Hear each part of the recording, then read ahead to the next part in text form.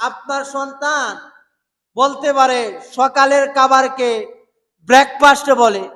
আপনার সন্তান সুন্দরভাবে বলতে পারে দুপুরের খাবারকে লাঞ্চ বলে। আপনার সন্তান বলতে পারে রাত্রের খাবারকে ডিনার বলে।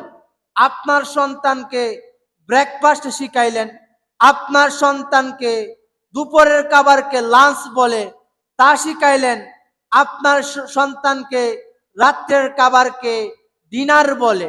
এইগুলি শিখাইতে পারলেন আপনার সন্তানকে। ভাই, এইগুলি শিখাইতে পারলেন না যে কোনো মুসলমানের সাথে যখন তোমার সাক্ষাৎ হবে, তখন সাক্ষাতের শুরুতে তুমি ওই মুসলমানকে, তোমার চাচা হোক বা তোমার বাবা হোক, সর্বপ্রথম তুমি সালাম দিবা, আসসালামু আলাইকুম ওয়া রাহমাতুল্লাহ। আপনার সন্তানকে ওইগুলি শিখানোর প্রয়োজন। যে বাবা, যখন তুমি ঘরে আসবা, তখন তুমি ঘরে ঢুকার সময় তোমার আব্বা আম্মারে সালাম দিবা। যখন ঘর থেকে বের হইবা, তখন তোমার আম্মা আব্বারে সালাম দিবা। যখন বাজারে কারো সাথে সাক্ষাৎ হবে, সর্বপ্রথম সালাম হবে, তারপর কথা হবে। আগে সালাম, তারপর কালাম। আগে সালাম হবে, তারপর অন্য কথা হবে। আপনার সন্তানকে ওইগুলি শিখানোর প্রয়োজন। আসরের ময়দানে আল্লাহ প্রত্যেকটা অভিভাবককে জিজ্ঞাসা করে, হে অভিভাবকের দল, তোমার 5টা সন্তান ছিল, একটা সন্তানকে মাদ্রাসায় পড়াইতে পারলাম না। তুমি দুনিয়া দুনিয়া করছো না? তোমার যে সন্তানটা প্রতি মাসে বিদেশ থেকে 1 লক্ষ টাকা কামাইছে, আপনি যতদিন মাটির উপরে আছেন ততদিন আপনি সন্তানের কিছু সাহায্য পাই, কিন্তু আপনি মারা যাওয়ার পরে এই সন্তানটা আপনার 1 পয়সাও কামে আসবে না। কিন্তু আমি আপনি যদি এমন একটা সন্তান রাইখা যাইতে পারতাম, যে সন্তানটা মৃত্যুর পরে আল্লাহর নিকট হাত উঠায় বলবে, রব্বানা যালামনা আনফুসানা ওয়া ইল্লাম তাগফির লানা ওয়া তারহামনা লানাকুনান্না মিনাল খাসিরিন। এমন একটা সন্তান যদি রাইখা যাইতেন, যে সন্তানটা আপনি মৃত্যু বরণ করার পর আল্লাহর কাছে রব বলবে, রব্বানা আতিনা ফিদ দুনিয়া হাসানা ওয়া ফিল আখিরাতি হাসানাতাও ওয়া কিনা আযাবান নার ওয়া কিনা আযাবাল কবর ওয়া কিনা আযাবাল মিজান। আপনার সন্তান যদি এমন একটা সন্তান বন্ধু রাইখা যাইতেন, যে সন্তানটা আপনার কবরের সামনে গিয়া বলবে, আল্লাহ গো, আমার বাবা আল্লাহ আমারে কোরআন পড়াইছে, আল্লাহ আল্লাহ আমার বাবা আমার জন্য এত কষ্ট করছে, আল্লাহ আল্লাহ আমার বাবার কবরে যদি আল্লাহ কোনো আযাব হয়ে থাকে, আল্লাহ আমি তার সন্তান হিসাবে আল্লাহ আল্লাহ আপনার নিকট ক্ষমা চাইতেছি, মালিক তুই আমি আমার বাবার কবরটাকে জান্নাতুল ফিরদাউসের টুকরা বানায়া দে।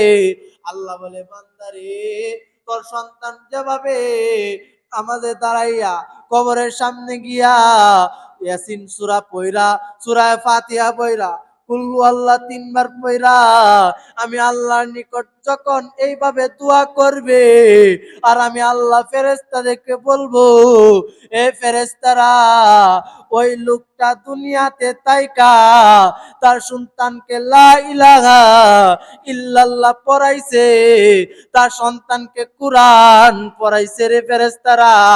কাজে কি আমার ফেরেশতারা, ওই অভিভাবকের কবরে যদি কোনো আযাব হয়ে থাকে, ওই সন্তান তো ওই বাবার কবরে দাঁড়ায়া 3 বার সূরা ইখলাস পড়ছে।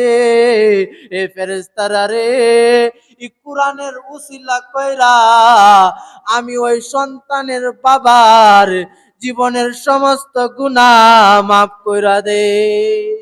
এই জন্য ভাই, আমাদের প্রয়োজন হইল এমন একটা সন্তান রেখে দাও। আপনি মারা গেছেন, আপনি যে সন্তানটারে তৈরি করে গেছে, মারা যাওয়ার পরে আপনার সন্তানটা কোরআনটা লিয়ে পড়তে পারতো না, কারণ কোরআনই পারে না। কি পারে না? আপনার মেয়েরা যদি কোরআন শিখাইতে, আপনি মুমূর্ষ অবস্থায় আছেন, আপনার মেয়েটা আপনার শিয়রের পাশে বৈশা কোরআন তেলাওয়াত করতো, আর আল্লাহ পাক রব্বুল আলামিন ফেরেশতাদেরকে ডাক দিয়ে বলতেন, হে ফেরেশতারা রে, বাবার সামনে ফেরেশতারা, সন্তান কুরআন পড়তেছে রে ফেরেশতারা, হে আমার ফেরেশতারা, ওই সন্তানের বাবার রূহটা খুব আসানের সাথে কবজ, সুবহানাল্লাহ কইতেন না? এই জন্য ভাই এমন একটা সন্তান রাইখা যাও, যে সন্তানটা ভাই আপনি মুমূর্ষু অবস্থা হয়ে গেলে যেন আপনার সন্তানটা আপনার পাশে বৈশা কুরআন পড়তে পারে। আপনার ছেলের আলেম বানানি লাগবে আমি কথা বলতেছি না, আমি বলতেছি আপনার ছেলেরে অন্তত পক্ষে ভাই ফরজ পরিমাণ কুরআনটা শিখান। আপনার ছেলে যেন কুরআনটা পড়তে পারে। আপনার ছেলে ভার্সিটিতে পড়বে, ইউনিভার্সিটিতে পড়বে, ডাক্তার হবে, ডক্টর হবে, ইসলাম কিন্তু নিষেধ করে নাই। ইসলাম বলে তোমার সন্তানকে ফরজ পরিমাণ ইলম শিক্ষা দাও। আপনি যদি এমন একটা সন্তান রাইখা যাইতে পারেন, আপনি মৃত্যুবরণ করার পর আপনার সন্তান যদি আপনার কবরের মধ্যে দাঁড়ায়া সূরা ইয়াসিন পড়া আপনার জন্য দোয়া করতে পারে, তাহলে আপনার চাইতে সোনালী কপাল আর কার হইতে পারে?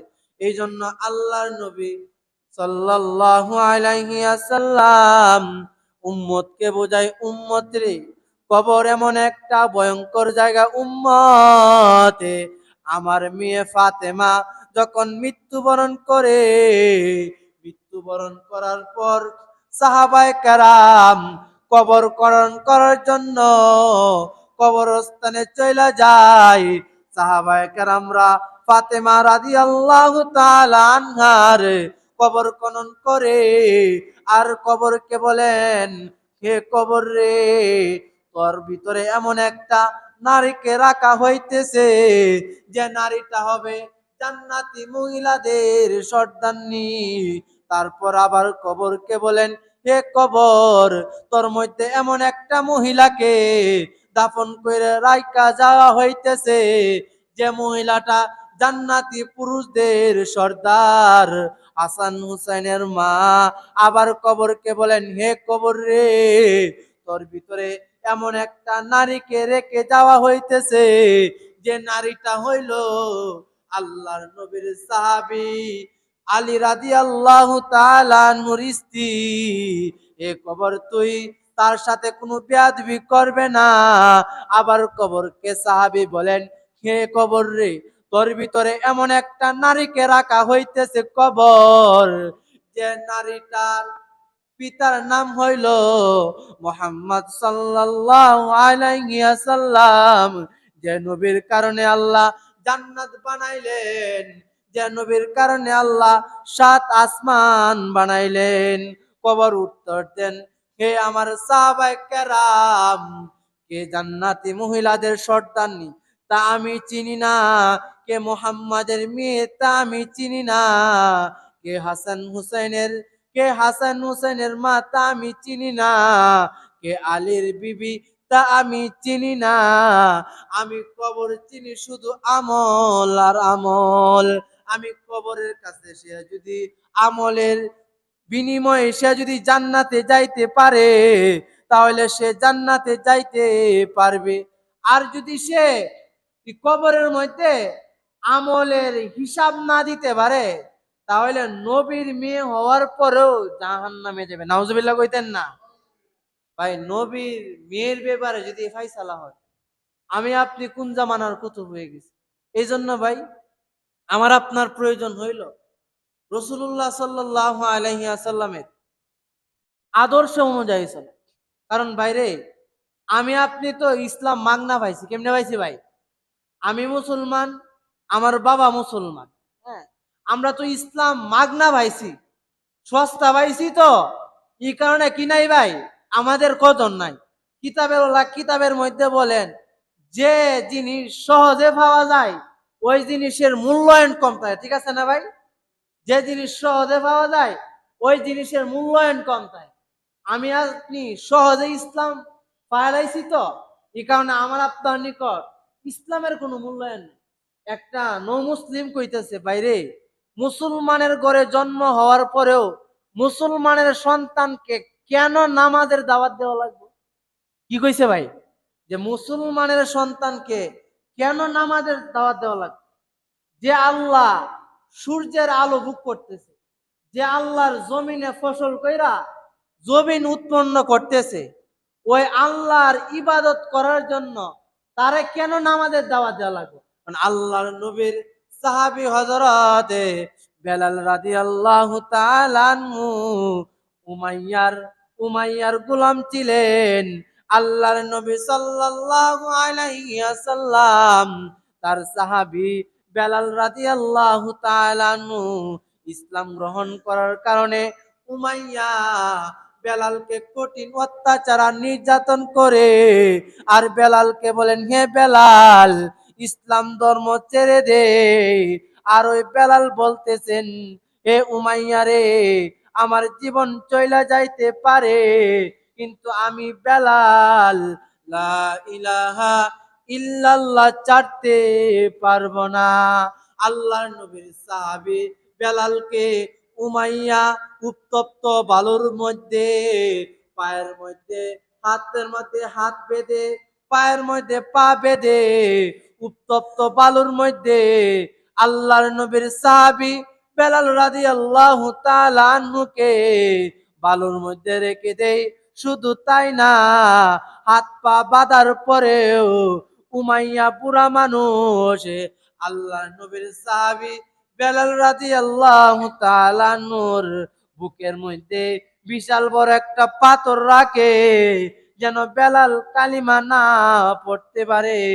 কিন্তু আল্লাহর নবীর সাহাবী বেলাল রাদিয়াল্লাহু তাআলা আনহু উমাইয়াকে বলেন, হে উমাইয়া, उल्फत में बराबर के वफा हो के जफा हो, हर चीज में लज्जत है अगर दिल में मजा हो। उल्फत में बराबर के वफा हो के जफा हो, हर चीज में लज्जत है अगर दिल में मजा हो। আল্লাহর নবীর সাহাবী বেলাল রাদিয়াল্লাহু তাআলা আনহু উমাইয়াকে বলেন, উমাইয়া রে, ব্যথা লাগে চামড়ায়, কিন্তু দিলে বড় মজা।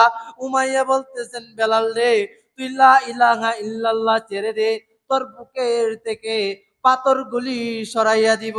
বেলাল রাদিয়াল্লাহু তাআলা আনহু বলেন, উমাইয়া রে, জীবন চইলা যাইতে পারে, কিন্তু লা ইলাহা ইল্লাল্লাহ ছাড়তে পারবো না। শুধু তাই না, শুধু তাই না, বেলাল রাদিয়াল্লাহু তাআলা আনহু ইসলাম ধর্ম গ্রহণ করার কারণে বেলালের হাতের মধ্যে বেঁধে পায়ের মধ্যে বেঁধে বেলালকে মক্কা শহরের সমস্ত অলিগলি ঘুরায়।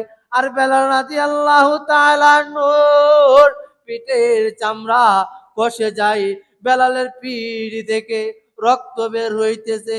কিন্তু উমাইয়া বলে, হে বেলাল রে, ইসলাম ধর্ম চাইরা দে। যদি বেলাল তুই ইসলাম ধর্ম চাইলে দে, তাহলে তোরে আমি বেঁধে পায়ে হাতে বেঁধে আমি উত্তপ্ত বালুর মধ্যে শোয়াও রাখবো না, আর তোর বুকের মধ্যে পাথরও রাখবো না, আর তোরে পায়ের মধ্যে বেঁধে সমস্ত মরুভূমি ঘুরাইব না।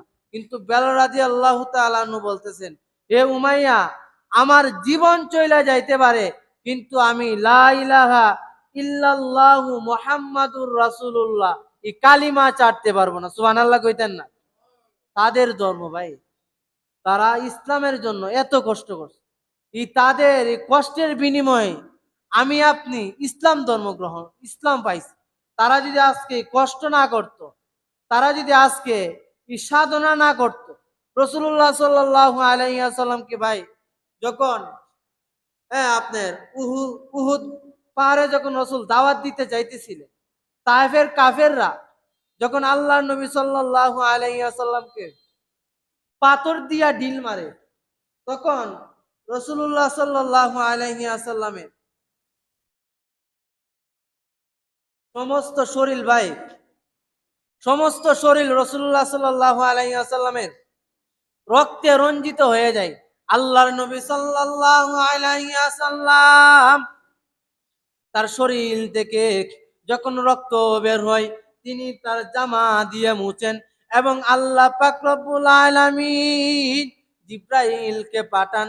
জিব্রাইলকে গিয়া বলেন, হে জিব্রাইল, তুমি আমার বন্ধু মুহাম্মদ কে গিয়া বলবা, যদি আমার নবী চাই যে উহুদ পাহাড়টা তায়েফের কাফেরদের উপরে দশে ফেলার জন্য, কিন্তু হে জিব্রাইল, আমি রসুল যদি কথা বলে উহুদ পাহাড়টা এই মুসলমান যারা হয়েছে না, রসুলকে যারা কষ্ট দেয় তাদের শরীরের মধ্যে ফেলে দেওয়ার কথা যদি বলে, তাহলে আমি আল্লাহ ফেরেশতার মাধ্যমে ওই উহুদ পাহাড়টা তায়েববাসীর শরীরের মধ্যে ফেলে দিব।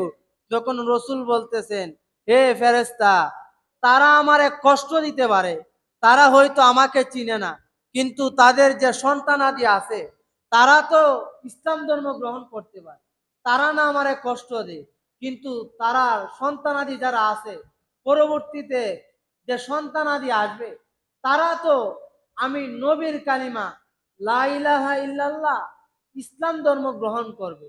কিন্তু ভাই, এই ইসলামের জন্য লা ইলাহা ইল্লাল্লাহ দাওয়াত দেওয়ার জন্য রাসূলুল্লাহ সাল্লাল্লাহু আলাইহি ওয়াসাল্লামের শরীর দিয়া রক্ত জড়াইছে, যে শরীরের মধ্যে মশা মাছি বসা পর্যন্ত হারাম ছিল, ওই শরীরের মধ্যে রাসূলুল্লাহ সাল্লাল্লাহু আলাইহি ওয়াসাল্লাম দ্বীনের দাওয়াত দেওয়ার কারণে কাফেররা রসুলকে পাথর নিক্ষেপ করছে, আর আল্লাহর নিকট দোয়া করছে, আল্লাহ আমার এই রক্তের বিনিময়ে আল্লাহ আপনার নিকট একটাই চাওয়া পাওয়া, আল্লাহ আপনি আমার শেষ জামানার নবীর উম্মতকে আল্লাহ, আল্লাহ আমার উম্মতকে আল্লাহ আপনি কষ্ট দিয়ে ফেলেন না, আল্লাহ আমার উম্মতকে আল্লাহ আপনি একবারে সমূলে ধ্বংস করেন না। এই দোয়া যদি আমার আপনার নবী বিশ্ব নবী সাল্লাল্লাহু আলাইহি ওয়াসাল্লাম এই দোয়া না করতেন, আমি আপনি ভাই যে পরিমাণ গুনাহ করি, আল্লাহ পাক রব্বুল আলামিন আমাকে আপনাকে কোন সময় ভাই ধ্বংস করে দিত। এই জন্য ভাই, আল্লাহর নবী সাল্লাল্লাহু আলাইহি ওয়াসাল্লামের রূহটা যখন আজরাইল আলাইহিস সালাম কবজ করতে আসেন, তখন আয়েশা আল্লাহর নবী সাল্লাল্লাহু আলাইহি ওয়াসাল্লাম তার দরজার মধ্যে আয়েশা এইভাবে নক করলেন, নক করার পর তার মেয়ে ফাতেমা দরজা খুললেন, খোলার পর আজরাইল আলাইহিস সালামকে যখন দেখতে পাইলেন, তিনি মানুষের সুরতে আসলেন, পা হইল জমিনে, মাথা হইল আকাশে। আল্লাহর নবী সাল্লাল্লাহু আলাইহি ওয়াসাল্লাম তার মেয়ে ফাতেমা দেখা আশ্চর্যান্বিত হইয়া যায়, ভয় পেয়ে যায়। আল্লাহর নবী সাল্লাল্লাহু আলাইহি ওয়াসাল্লাম ফাতেমাকে বলেন, হে ফাতেমা রে, আমার কাছে একজন মেহমান আসছে সাক্ষাৎ করার জন্য। আল্লাহর নবী সাল্লাল্লাহু আলাইহি ওয়াসাল্লাম তার কাছে যখন আজরাইল আলাইহিস সালাম যায়, যাওয়ার পরে বলতেছেন, ইয়া রাসূলুল্লাহ, আল্লাহ পাক রব্বুল আলামিন আপনার নিকটে সালাম পৌঁছাইছেন। হে আল্লাহর নবী, আল্লাহ পাক রব্বুল আলামিন আপনাকে বলছেন, আপনি যদি ইচ্ছা করেন তাহলে আমার সাথে আল্লাহর দরবারে চলে যাইতে পারেন, আর যদি আপনি ইচ্ছা করেন কিয়ামত পর্যন্ত থাকতেন, তবু আল্লাহ নবী থাকতে পারবেন। তখন আল্লাহ পাক রব্বুল আলামিনের নবী জিব্রাইলকে বলেন, হে জিব্রাইল রে, আমি মৃত্যুবরণ করার আগে, আমার রূহটা তুমি কবজ করার আগে আল্লাহ পাক রব্বুল আলামিন তার কাছে আমার কিছু পূজা পরামর্শ আছে। আল্লাহ পাক রব্বুল আলামিন কাছে আল্লাহর নবী বলেন, হে আল্লাহ, আপনি তো বললেন কুল্লু নাফসিন যায়িকাতুল মাউত, প্রত্যেকটা প্রাণীরই মৃত্যুর স্বাদ গ্রহণ করতে হবে। কাজে হে আল্লাহ, আমিও যেহেতু মৃত্যুবরণ করব, কাজে আল্লাহ আপনার নিকট আমার চাওয়া পাওয়া হইল, আল্লাহ আখির জামানার যে নবীগুলি উম্মত আসবে, আল্লাহ আল্লাহ আপনি নবীর উম্মত গুলিকে, আমার এই উম্মত গুলিকে আল্লাহ সমূলে ধ্বংস করবেন না, আল্লাহ ওয়াদা দেন। তখন আল্লাহ পাক রব্বুল আলামিন বলেন, হে বন্ধু, আপনার উম্মত যতই গুনাহ করুক না কেন, আপনার উম্মত যতই পাপ কাজ করুক না কেন, আমি আল্লাহ পাক রব্বুল আলামিন আপনার সাথে ওয়াদা দিলাম, আমি আপনার উম্মতকে সমূলে ধ্বংস করব না। সুবহানাল্লাহ। এই নবীজি যখন আল্লাহর কাছ থেকে পারমিশন পাইলেন যে আল্লাহ আমাদেরকে সমূলে ধ্বংস করবেন না, তখন জিব্রাইল আজরাইল আলাইহিস সালাম আমার আপনার নবী বিশ্ব নবী সাল্লাল্লাহু আলাইহি ওয়াসাল্লামের রূহটা কবজ করছে। সুবহানাল্লাহ কইতেন না ভাই? এজন্য ভাই আলোচনা করতেছিলাম যে আল্লাহ প্রত্যেকটা অভিভাবককে হাসরের ময়দানে জিজ্ঞাসা করে। এই যে ভাই আপনার ছেলে যে হাফ প্যান্ট পিন্দে ঘুরাইতেছে, কি পিন্দে ঘুরাইতেছে ভাই? হাফ প্যান্ট পিন্দে যে ঘুরাইতেছে, আপনি অভিভাবক আপনার ছেলেরে কি কোনো সময় কইছেন যে বাবা রে তুই প্যান্টটা পরে বাইরে যা? কারণ একটা পুরুষের সতর হইল নাভি থেকে হাঁটু পর্যন্ত। ইসলাম কিন্তু ফুটবল খেলার জন্য নিষেধ করছেন, ইসলাম কিন্তু ভাই টিকেট খেলার জন্য নিষেধ করছেন। কিন্তু প্রশ্ন হইল ভাই, আমি আপনি যখন রাস্তাঘাটে চলাফেরা করব তখন অন্তত পক্ষে আপনার কাপড়টা যেন হাঁটুর নিচে থাকে। কোথায় থাকে ভাই? আপনার হাঁটুর উপরে থাকলে হয়তো আপনার একটু স্মার্ট স্মার্ট লাগবে, কিন্তু আপনার দুই কাঁধে দুই ফেরেশতা। আপনি অভিভাবক হওয়ার পরেও এই দায়িত্ব কিন্তু আপনার। আপনি যদি আপনার ছেলে হাফ প্যান্ট পরার পরেও আপনি যদি আপনার হাঁটুর নিচ পর্যন্ত ডাইকা রাখা যে ফরজ, এমন কাপড় যদি আপনার ছেলেরে না কিনে দেন, তাহলে এই যে ডাইন কাঁধের যে ফেরেশতা আজকে যে দিন, এটার কথার মধ্যে কোনো সন্দেহ আছে ভাই? আজকে যে জহুরের রক্ত, এটার মধ্যে কোনো সন্দেহ আছে ভাই? যেমনি ভাবে এই কথার মধ্যে কোনো সন্দেহ নাই, তদ্রূপ তেমনি ভাবে কোনো পুরুষ যদি নাভি থেকে অন্তত হাঁটু পর্যন্ত ঢাকা না থাকে, তাহলে প্রতি সেকেন্ডে সেকেন্ডে বাম কাঁধের ফেরেশতা কবিরা গুনালে নাউজুবিল্লাহ কইতেন না? কিতাবের মধ্যে আসছে যে একটা কবিরা গুনার কারণে মানুষ জাহান্নামে যাবে, নাউজুবিল্লাহ কইতেন না? এই জন্য ভাই আমাদের সন্তানদেরকে অন্তত পক্ষে যেন হাঁটু ঢাকা থাকে। কারণ আপনি অভিভাবক, আপনি যদি তার সতর্ক না করেন পুরুষের সতর্কটা কতটুক এটা যদি আপনি না শিখান, তাহলে কিন্তু আপনি অভিভাবক হিসাবে হাসরের ময়দানে আপনার ছেলে আল্লাহর নিকট বিচার দায় করবে, আল্লাহ আমি হাঁটুর উপরে কাপড় পরছি কিন্তু আমার বাবা আমার কি দিছে না, বাধা দিছে না, বা আমার বাবা অভিভাবক হয়েও আমারে কোনো কিছু শাসন করছে না। এই জন্য আল্লাহ বলতেছেন আলা কুল্লুকুম রাইন ওয়া কুল্লুকুম মাসউলুন আর রাইয়াতি, প্রত্যেকের দায়িত্ব সম্পর্কে কি দেওয়া লাগবো? হিসাব দেওয়া লাগবো। এই জন্য ভাই হাঁটুর উপরে কাপড় পরা যে কথা, ল্যাংটা থাকা একই কথা। কি কইছি ভাই? হাঁটুর উপরে কাপড় থাকা যে কথা, ল্যাংটা থাকা একই কথা। এই জন্য ভাই আমরা মুসলমানের সন্তান হিসাবে আমাদের জন্য প্রয়োজন হইল অন্তত পক্ষে আমার আপনার কাপড়টা যেন হাঁটুর নিচে থাকবো তো ইনশাআল্লাহ।